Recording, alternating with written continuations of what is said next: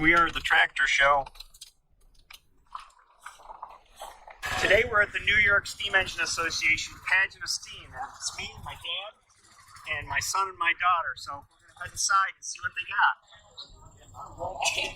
So here's cool if you never get you in, okay, sir? And then stamps. Well, let's see what all is here.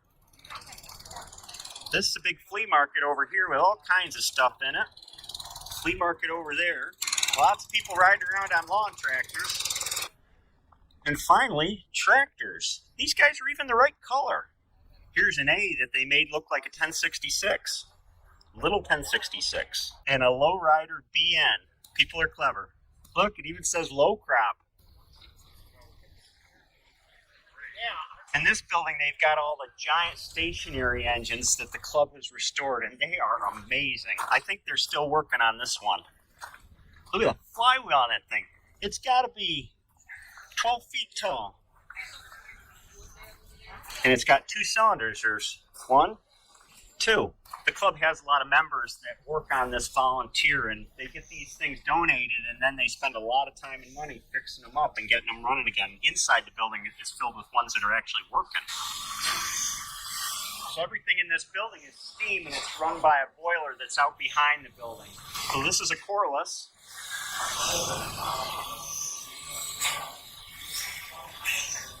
Gold gauges.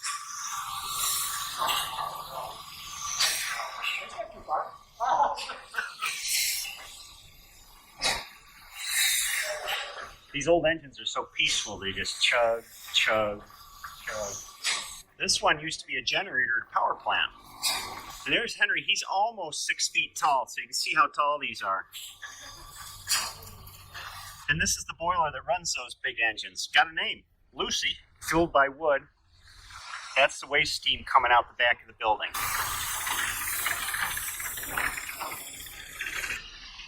Lots of beautiful old steam engines, all in running condition too. Here's a steam-powered boat.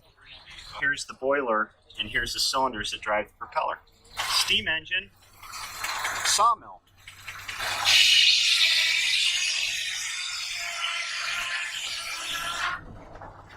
That made us grunt a little bit. Hard power tractor with a cross engine in it. Boiler up top here. And we haven't even scratched the surface yet. There are so many tractors here. You can't see this really in a day. People stay here for the whole week. Here's an old corn picker, 2 rows. Takes the cob off the stalk, brings the cobs up the belt here. Got a rider platform. Takes the husk off the cob, sends it up the chute and into the wagon. Where on this side we got lots of stationary engines, hit or miss engines. All this area with the campers through here is all people that set up and they sell used tractor parts. And you can find a diamond in the rough here, but you got to spend a lot of time looking because it's all mixed up. You just got to go through and look at it all.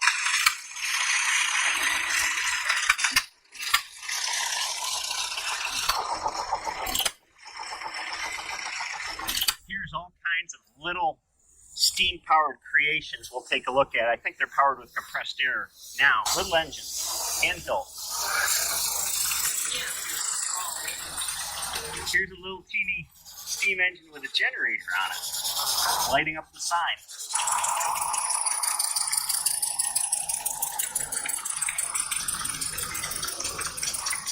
Little wood splitter.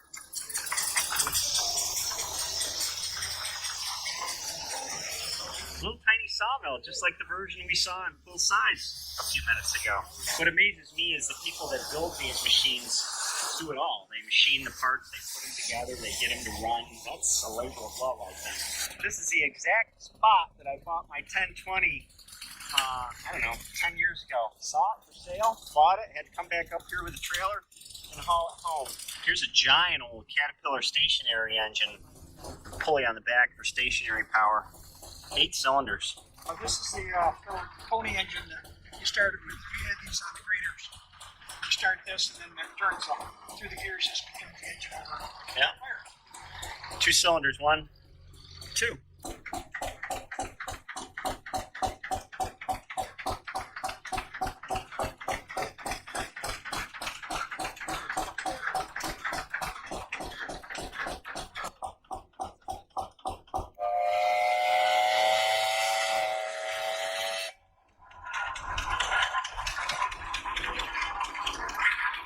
Oh, look at this. It says SRAM on the top. The front engine is an engine. The back engine is actually an air compressor. So that's a big air. Big. Big fat tires. The reason there's so many red tractors here today is because International is the featured brand. And there's a field full of them right here.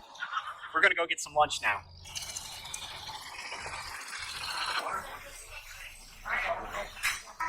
It's 12 o'clock here. Everybody blows the whistle. Sausage sandwiches, salt potatoes, hamburgers, and hot dogs. Ready, Henry? Yeah. I'd go to the flea market. Alright, let's see the couch. Sure. This is a Baker fan. Air resistance on the fan blades work the engine on the tractor. And this is one of the ways you break in a new engine. Work it hard with a Baker fan. As long as you got the right size fan matched to the engine. It doesn't sound like it's working that steam engine very hard, though. Oh, looks like we got a traffic jam here.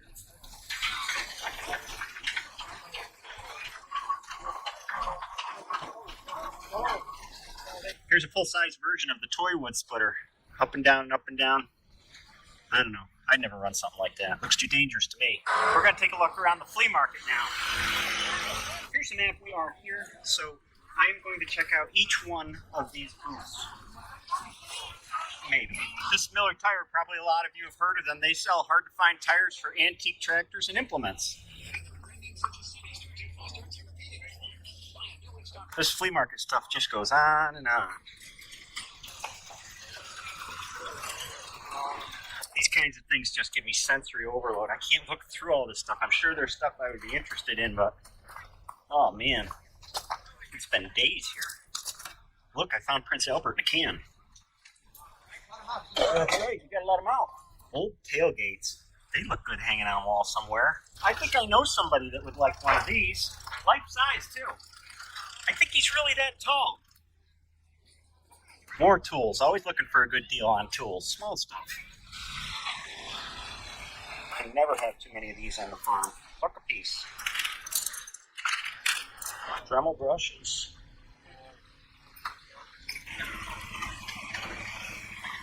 Well, that does it for that flea market. Now it's time to look at the one that's got all the old equipment parts.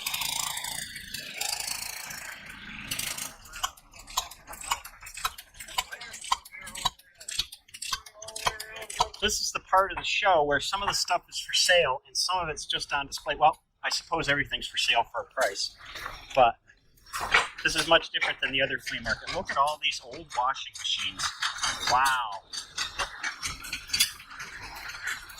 They just keep going. In the days before rural electrification, the washing machine had a little gasoline engine in it, and this is how you started it. With a kickstart.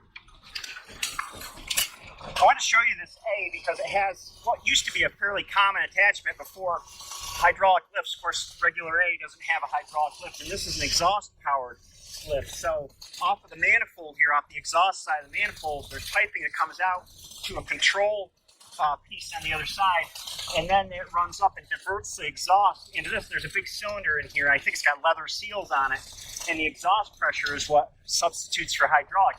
There aren't a lot of them left working now because, of course, you're running exhaust through the cylinder, all kinds of soot and dirt.